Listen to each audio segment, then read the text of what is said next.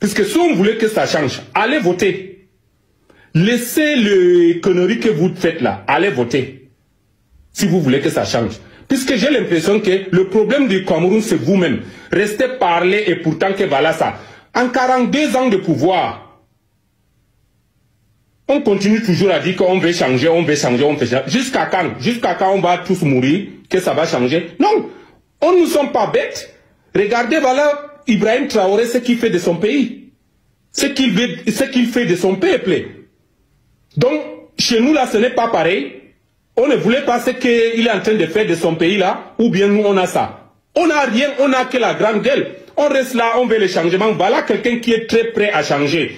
Il a été pendant longtemps dans la politique. Il connaît déjà et il a pris sa décision pour changer. Si vous voulez le changement, allez voter Monsieur Maurice Kamto. Si vous voulez le changement. Moi, je ne vous prie pas. Je vous dis, allez voter ce monsieur. Il est très prêt à changer. Et les gens qui me disent que, ah, voilà tes frères qui sont là et tout. Tous mes frères, je ne vais pas. Je ne vais aucun frère. Allez voter monsieur Maurice Kamto. C'est moi qui vous dis.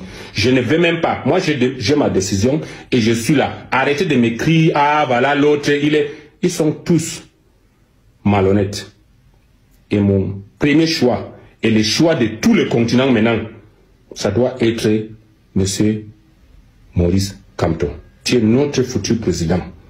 Allez les soutenir, allez les voter. C'est moi qui vous dis, si vous voulez le changement, si vous voulez dormir toujours dans votre salle pour lui là, donc arrêtez de dire qu'on veut le changement. C'est lui qui veut le changement. Moi, je vous envoie d'aller voter monsieur Maurice Kamto. Voilà. Quand je parle normal, même vous allez dire que, ah ouais, non, je parle, je suis même très fâché. C'est parce que il faut toujours, comme vous dit, vous êtes bête. Vous avez seulement la grande gueule. Ah, on veut que ça change, mais on a peur de parler. Mais la seule personne que tu dois avoir peur de lui, c'est Dieu. S'il te fait rien, personne ne peut te faire quelque chose. Donc, laissez-moi votre connerie là. Allez voter monsieur Maurice Kamto, votre futur président. C'est Choki Chok qui vous envoie. Bonne soirée. Oh. Il faut avoir peur de Dieu. C'est la seule personne qui doit te faire peur à l'heure instant, à l'heure actuelle. Mais ce qu'il oublie, c'est que ici au Cameroun, quand on va t'attraper, on va te chicoter bien même. Tu auras peur de quelqu'un. Tu auras peur de quelqu'un. Je ne veux même pas citer le nom. À part Dieu, tu auras peur de quelqu'un. Mais j'aime son message. J'aime son message. Surtout la partie où il dit: je ne tiens pas compte de mes frères. Ils sont tous des malhonnêtes. Allez voter pour le président Maurice Kamto. Ah, voilà quelqu'un qui a analysé la situation. Il a dit: bon, voici les candidats. Il y a tel candidat, il y a tel candidat. Il y a les partis comme Univers, il y a UMS, il y a SDF, il y a PUS, il y a UDC, il y a PCRN, il y a MPI, il y a MRC, il y a PCRN de Gabriel Libi. Il dit que non, moi je ne veux pas voter. Je ne vous envoie pas aller voter, mon frère. Parce que moi je sais qu'ils sont tous des malhonnêtes. Vous comprenez ça? Lui, il demande maintenant aux Camerounais d'aller s'enrichir sur les listes électorales, d'aller s'inscrire sur les listes électorales. Maintenant, il y a une sortie de Cabral Libi sur sa page Facebook où il disait que aller s'inscrire sur les listes électorales, c'est la seule solution. Maintenant, envisager peut-être une coalition, ce n'est même pas la solution pour le Cameroun, parce que si on envisage peut-être une coalition, comme les Camerounais sont des hypocrites, peut-être c'est ce qu'il voulait dire. Comme les Camerounais sont des hypocrites, à la dernière minute, ils vont peut-être changer d'opinion ou d'idée ou de... Je sais pas trop. Maintenant, l'ancien joueur, l'ancien lion indomptable, Mohamedou Idriss nous demande d'aller nous inscrire sur les listes électorales. C'est-à-dire ça coule. Quand tu entends ça, quand tu écoutes ça, ça coule. Ça fait du bien d'entendre un ancien ou un grand frère dire cela. Parce que lui-même, il est fatigué. Lui-même, il est épuisé de ce qui se passe au Cameroun. En 42 ans, c'est on va changer, on va changer, on va changer. Dans chaque discours, on va. Où vous conjuguez vos verbes en quel temps? On va. Franchement, si au moins la vérité c'est que si au moins eux, en un an, ils faisaient un truc. Et que le Camerounais voyait. Parce que le ministre des Travaux publics a mentionné, il y a, je crois, c'est 17 000, plus de 17 000 km. Le Cameroun compte plus de 17 000 km de route. Maintenant, ils ont déjà goudronné plus de 1200 quelque chose de route. Je me pose la question, et il nous a demandé d'aller comparer ça au pays avec le même niveau de développement. Je ne sais pas comment les ministres ou les dirigeants de ce pays réfléchissent, parce que moi je ne comprends pas. Je ne les comprends pas.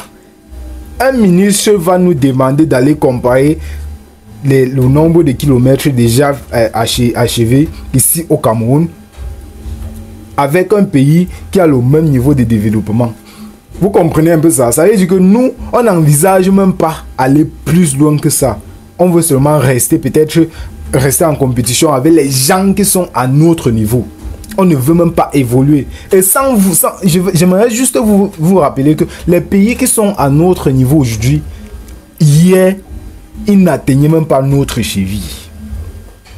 Hier, ils n'atteignaient même pas notre cheville. Et si on continue, si on les accorde encore 7 ans, croyez-moi, les pays que nous sommes en compétition avec eux maintenant, ils vont nous dépasser même disons en 50%. Je vous le jure. Parce que les pays que hier on nourrissait, aujourd'hui, ils nous dépassent avec une marge très grande.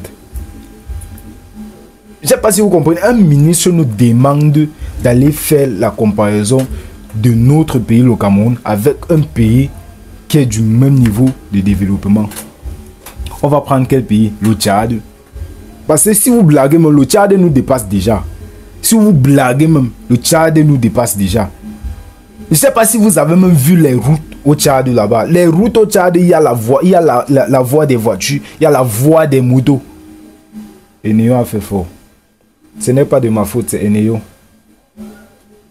Le Tchad est même déjà devant nous. Parce que au Tchad, si vous avez remarqué les routes ont une voie pour les voitures et pour les motos et pour les piétons. Mais ici au Cameroun, les voitures, les vélos, les piétons sur la même route. Même les autoroutes. Franchement, un ministre va se lever nous demander d'aller comparer le Cameroun avec un pays qui a le même niveau de développement, sans oublier que le pays qui a le même niveau de développement était derrière nous, très loin derrière nous hier. Très loin même. Quand on va se plaindre de l'état des routes. Maintenant, quand il parle même de 1200, ou c'était 1200, c'était 12 000, je ne sais pas trop, je ne me rappelle plus des chiffres. Maintenant, même jusqu'à 1000 km là, la route nationale qui lie Douala et Yaoundé, depuis combien d'années qu'ils sont en train de construire cette route? Jusqu'aujourd'hui, ils ont fini. Ça a pris combien de milliards? C'est la question qu'on se pose. On va parler de 141 km de route qui est normalement ça doit coûter 141 milliards. C'est déjà 900 milliards, donc bientôt 1000 milliards. Et c'est comme ça que les dépenses. Maintenant, ce qui étonne même le peuple camerounais, c'est que quand les gens là sont en train de prendre les 900 milliards, ils n'ont même pas encore achevé la route. La route n'est pas encore finie. À 900 milliards, une route qui est normalement censée prendre 141 ou plus au trop 200 milliards. Ils sont en train de prendre 900 milliards comme budget de route. Maintenant, les 900 milliards n'ont même pas servi à aller jusqu'à la moitié de la route. Tu vas voir les petites tronçons qu'on fait peut-être dans les quartiers ou dans les villes. On va te dire que voilà une route qui a coûté 1 milliard, 2 milliards. Une petite tronçon de moins de 100 mètres. De moins de 100 mètres. Ils sont venus peut-être faire les caniveaux avec, je ne sais pas trop, les papins. Faire les caniveaux, genre, les bricoler les caniveaux un peu genre. La route même, ils vont couler le béton, acheter peut-être 10 sacs de ciment pour couler 10 mètres de route. 10 sacs de ciment, 10 mètres de route. Imaginez seulement avec le béton, le sable, le gravier. Imaginez seulement l'épaisseur. Ça veut dire qu'un camion passe là. La route est déjà foutue. Et c'est pire encore pendant la saison pluvieuse. Parce que dès qu'il y a un petit trou, quand les voitures commencent à circuler, ça creuse un peu. Avant que la route qu'on a conçue ne fasse 1 an, c'est déjà foutu. C'est comme si la route n'existait, le goudron n'a jamais existé là. Ou quand ils vont finir de faire ça, ils vont un peu asperger un peu de contact. Leur couleur noire là, c'est même la peinture noire, ce n'est même pas le contact. Parce que le contact normalement doit être, on dit ça en anglais, tic, ça doit peser. C'est-à-dire quand tu mets, ça coule. Et ça colle les graviers qu'on verse normalement. Ils ont un type de gravier là et ça colle et ça tient ça fermement. Eux, ils vont venir prendre la peinture noire, utiliser leur pompe là, asperger ça comme ça là. Comme ça devient noir là, c'est déjà le goudron. C'était bon. Qui vous a même appris qu'on peint la route? Qui vous a appris ça? Maintenant, à Douala, partout où tu passes, il y a les pavés. Partout où tu passes. Après, ils vont dire qu'ils ont achevé plus de 1200 km au Cameroun. Quel 1200? Les pavés qu'on met dans les cours de maison. Vous mettez ça en route, dans les villes. Peut-être même, même dans les routes nationales, il y a les pavés. Tu arrives, c'est comme ça que tu trembles. Avant d'arriver à destination, un ministre des Travaux publics nous demande d'aller comparer le Cameroun avec un pays qui a le même niveau de développement. Bref, allez vous inscrire sur les listes électorales. Inscrivons-nous et faisons le changement, imposons le changement parce que c'est nous avons ce pouvoir-là.